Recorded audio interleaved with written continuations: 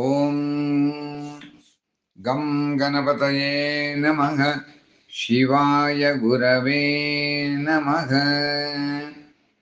మనం ఈ 20వ రోజున శివ మహాపురాణం గురించి తెలుసుకుంటున్నాం.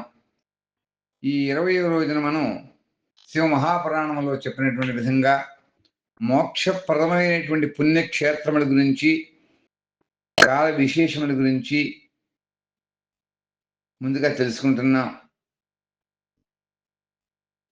రాబోయే అధ్యాయంలో కూడా వివిధమైనటువంటి నదుల యందు స్నానం ఆచరించినట్లయితే ఆ కలిగేటువంటి ఉత్తమ ఫలితముల గురించి, ఆ తీర్థముల్లో స్నానం చేసినట్లయితే ఎటువంటి పాపం నుండి రక్షించబడతాము అనేటువంటి వాటి గురించి కూడా ఈ అధ్యాయంలో, అలాగే ఈ 20 రోజున 21వ రోజున కూడా మనం తెలుసుకుంటున్నాం.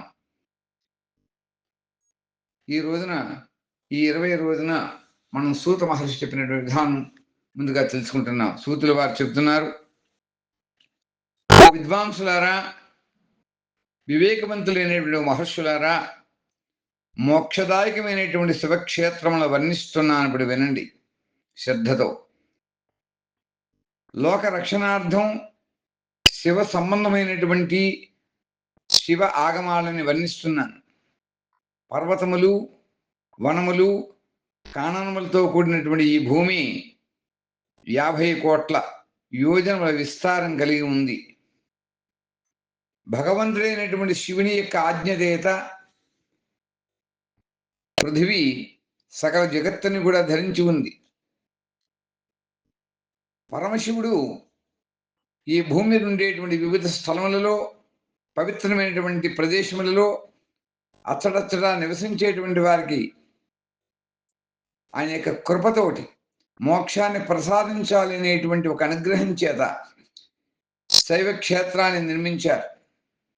దేవతలకి, ఋషులకి కూడా కొన్ని క్షేత్రములు నివాస స్థానములుగా చేసి అనుగ్రహించాడు మహేశ్వరుడు. దీనివలన వాటి యందు, ఆ పవిత్రమైనటువంటి స్థలముల యందు తీర్థత్వం ప్రకటితమైంది. చాలా క్షేత్రాలు లోక రక్షణానికి స్వయంగా ప్రాదుర్భావం చెందాయి, స్వయంభూగా వెలిశాయి. అటువంటి తీర్థాలకి, క్షేత్రాలకి దర్శనం చేసినటువంటి వారు, వెళ్ళినటువంటి వారు అక్కడ స్నానం చేసినా, దానం చేసినా, జపం చేసినా కూడా అవి తప్పకుండా ఆచరించిన దానికి వారికి లౌకికమైన ఫలితములే కాకుండా అక్కడ చేసినటువంటి జప, దాన, ఆ క్షేత్రంలో చేసిన ఎటువంటి కార్యక్రమం అయినా కూడా 1,000,000 గుణితం అవుతుంది అని ఈ శైవ పురాణంలో చెప్పడం జరుగుతోంది. అటువంటి చోట స్నానము, దానము, జపము మొదలైన చేసినట్లయితే మానవులకి రోగముల యొక్క బాధ, దారిద్ర్య బాధ, మూగతనం మొదలైనటువంటి గ్రహ బాధలు, దోషములు కూడా ఎటువంటి వాటికి గురి కాకుండా ఉంటారు అని ఈ శివపురాణం చెబుతోంది. భారతదేశంలో మరణించినటువంటి మానవులు వారి వారికి పుణ్య ఫలంబు చేత బ్రహ్మలోకానికి వెళతారు అని కూడా ఈ శివపురాణం చెబుతోంది. మరలా ఆ పుణ్యం క్షీణించిన వెంటనే మరలా తిరిగి మానవ యోని యందు, అంటే తల్లి గర్భంలో జన్మిస్తారు. పాపి అయినటువంటి మానవుడు పాపాన్ని చేసి దుర్గతికి లోనవుతాడు. అందుచేత ఓ బ్రాహ్మణులారా, పుణ్యక్షేత్రములందు పాపకర్మలు చేసినట్లయితే ఇంకా కూడా వారికి నరకం దృఢంగా అవుతుంది. కనుక పుణ్యక్షేత్రాల్లో నివసించేటువంటి సమయంలో సూక్ష్మాతి సూక్ష్మమైనటువంటి ఏ కొద్ది పాపం కూడా చేయరాదు. ఇది చాలా హెచ్చరిక. మనందరికీ కూడా శివపురాణం చెబుతోంది, ఏదైనా పుణ్యక్షేత్రానికి వెళ్ళి అక్కడ పాపకర్మని, పాపముతో కూడుకున్నటువంటి పాప పంకలమైనటువంటి మనస్సుతో కానీ ఎటువంటి పాపకార్యాచరణ కూడా చేయకూడదు. అది చేసినట్లయితే పుణ్యమునికి ఎంత చెప్పారో అదే విధంగా పుణ్యమునికి ఎలా చెప్పారో అలాగే పాపకర్మకు కూడా అదే విధంగా ఇంకా దృఢమవుతుంది, రెట్టింపు అవుతుంది అని చెప్తున్నారు. సింధు నదీ తీరంలో, అలాగే సట్లేజ్ అనేటువంటి శతద్రు అంటారు అనేటువంటి నదీ తీరంలో అనేకమైన పుణ్యక్షేత్రాలు ఉన్నాయి. సరస్వతీ నది మిగిలిన పవిత్రమై 60 ముఖములు కలిగింది అని చెప్పారు. అనగా 60 జలధారలను కలిగి ఉంటుంది అని అర్థం. విద్వాంసులు సరస్వతీ నది యొక్క ఆయా ధారల తీరములలో నివసించినట్లయితే క్రమంగా బ్రహ్మపదాన్ని పొందుతారు. హిమాలయ పర్వతం నుండి వెలువడేటువంటి పుణ్య జలములు కలిగినటువంటి గంగ 100 ముఖములు కలిగి ఉంది. అలాగే దాని ఒడ్డున ఏమేమి ఉన్నాయి మరి? కాశీ, ప్రయాగ మొదలైనటువంటి అనేక పుణ్యక్షేత్రములు ఉన్నాయి. మకర రాశిలోకి సూర్యుడు ప్రవేశించేటువంటి కాలంలో గంగా నదీ తీరం మొదటి కంటే కూడా ముక్కిలి ప్రశస్తం అవుతుంది, పుణ్యదాయకం అవుతుంది. సోనభద్రా నది 10 ధారలతో ప్రవహిస్తూ ఉంటుంది. అలాగా అది ఆ సోనభద్రా నదికి బృహస్పతి మకర రాశి యందు చేరినప్పుడు మిగిలి పవిత్రమై అభీష్ట ఫలప్రదాయం అవుతుంది. అప్పుడు ఆ సమయంలో కనుక మనం అక్కడ స్నానం చేసి ఉపవాసం ఉన్నట్లయితే మనం అందరం కూడా వినాయక పదాన్ని పొందుతారు అని చెబుతోంది.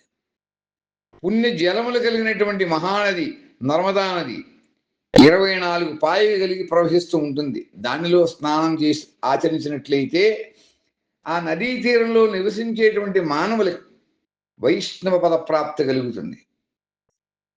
తమసా నది 12, దేవానది దశముఖములు అంటే 10 ముఖములు కలిగి ప్రవహిస్తూ ఉంటాయి.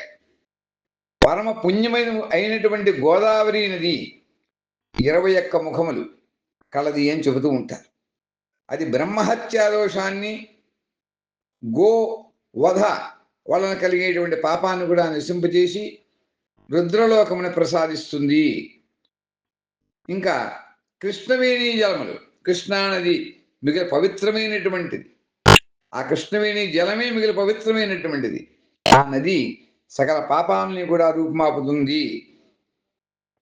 ఈ కృష్ణానది 18 ముఖములతో ప్రవహిస్తూ ఉంటుంది. 18 ముఖములు ఉంటారు. విష్ణులోకమునకు ప్రదానం చేసేటువంటిదిగా ఉంటుంది. విష్ణులోకానికి మనకి సాయుధ్యాన్ని ఇస్తుంది అని చెప్తున్నాం. తుంగభద్రా నదికి 10 ముఖములు కలుగుతాయి. అది బ్రహ్మలోకాన్ని ప్రసాదిస్తుంది. తుంగభద్రా నది పుణ్యస్థలిలైనటువంటి సువర్ణముఖ నది 9 ముఖములు కలిగి ప్రవహిస్తూ ఉంటుంది. బ్రహ్మలోకము నుండి తిరిగి వచ్చినటువంటి జీవులు ఆ నదీ తీరంలో జన్మిస్తూ ఉంటారు సాధారణంగా.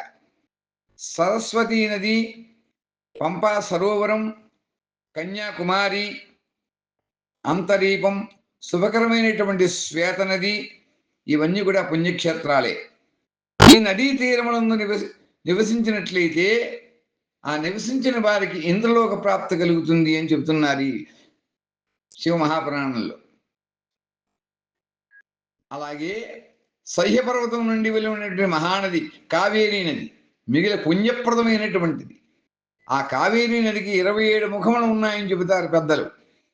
ఇది కోరినటువంటి సమస్తమైనటువంటి సకల కోరికల్ని కూడా తీరుస్తుంది. ఈ నదీ తీరములన్నీ కూడా స్వర్గలోకాన్ని ప్రాప్తింపజేస్తాయి.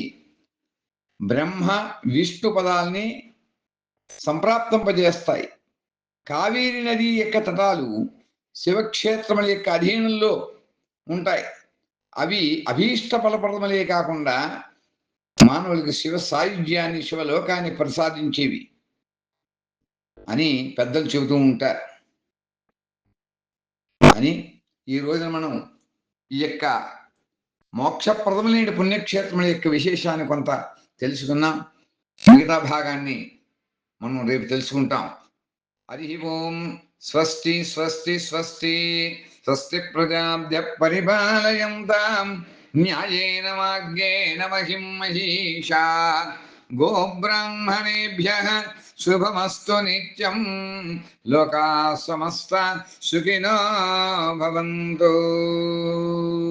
హరి ఓం. స్వస్తి స్వస్తి స్వస్తి.